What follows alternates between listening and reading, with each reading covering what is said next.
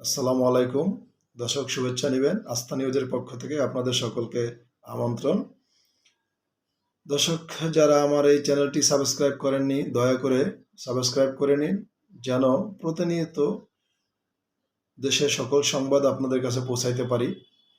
আজকের একটা নিউজ 28শে জানুয়ারি 2010 28শে জানুয়ারি 2010 ঢাকা কেন্দ্রীয় কারাগারে শেখ মুজিবুরের খুনিদের 5 জনের ফাঁসি হওয়ার কথা ছিল। তাদের মধ্যে আছেন কর্নেল ফারুক হোসেন, আছেন মেজর AK মহিউদ্দিন, আরেকজন আছেন মহিউদ্দিন এবং সুলতান শাহরিয়ার রশিদ, 4 জন। আরেকজন আছেন বজলুল হুদা। আমার আলোচনার বিষয় হচ্ছে চুয়াডাঙ্গার সূর্য সন্তান সেই বজলুল হুদাকে নিয়ে। বজলুল হুদা আপনারা অনেকেই জানেন, বজলুল হুদার চুয়াডাঙ্গায় ব্যাপক জনপ্রিয়তা ছিল। আমি একটা কথা বলে নিতে চাই, বঙ্গবন্ধুকে, শেখ মুজিবুর রহমানকে যারা খুন করেছেন তারা সকলেই এই বাংলাদেশের সুনাগরিক, বাংলাদেশের মুক্তিযোদ্ধা ছিলেন, সকলেই দেশপ্রেমিক। প্রশ্ন হচ্ছে তারপরও কেন তাকে খুন করলো সপরিবারে, ওইটা অন্য আলোচনা অন্যদিন বলবো ইনশাআল্লাহ।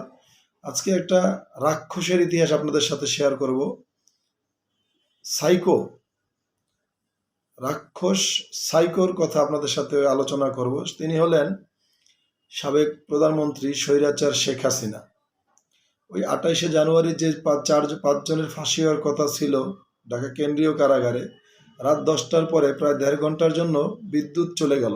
কেন্দ্রীয় কারাগার প্লাস আশেপাশের এলাকার বিদ্যুৎ চলে গেল। তখন পাজেরো গাড়িতে শেখ হাসিনা, জাহাঙ্গীর কবির নানক,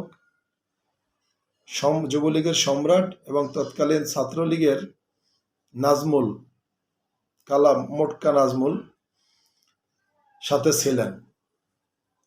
4 জনের ফাঁসি কার্যকর হলো রাত 12টা 1 মিনিটে। বজলুল হুদা যিনি, তাকে আলাদা প্রশাসনিক ভবনে রাখা হয়েছিল, তাকে ফাঁসি দেওয়া হয় নাই। শেখ হাসিনা নিজে থেকে, খবর আছে শেখ হাসিনা নিজে থেকে 4 জনের ফাঁসি কার্যকর নিজের চোখে দেখেছেন।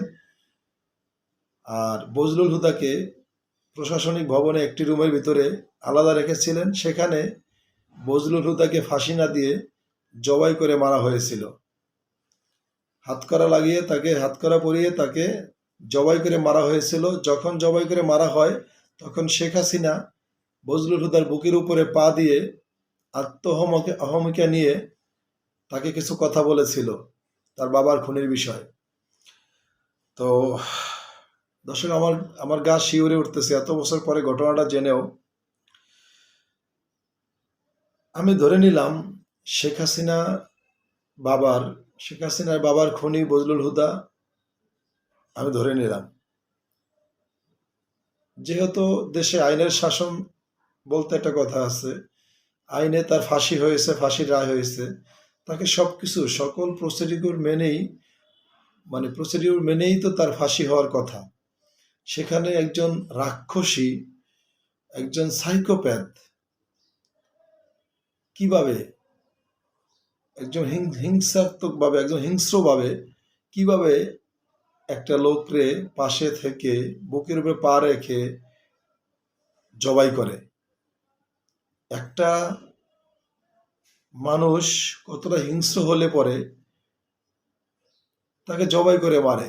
একজন ফাঁসির আসামিকে ফাঁসি দিয়ে মারবে, ফাঁসির অনেকগুলা দিক নির্দেশনা আছে, অনেকগুলা প্রসিডিউর আছে, তার ভিতর হবে ওয়েল। কিন্তু যখন একটা সাইকোপ্যাথ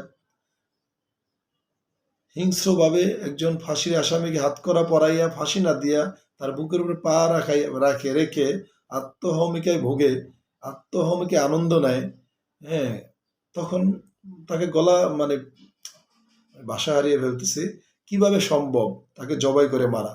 এই শেখ হাসিনা সেটা করেছেন।